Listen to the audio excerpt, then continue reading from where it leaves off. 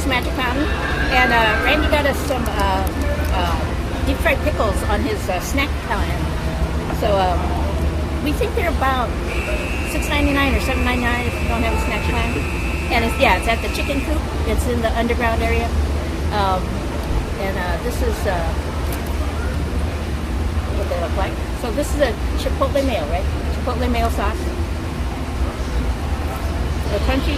They give you a lot too. This is a pretty large container. They're spicy.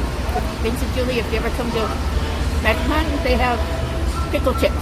Not spears, but chips. These are actually pretty good though. So I think I'll give these a name. Oh, the one fell apart. So I'm gonna take another bite and I'll see you in the next one.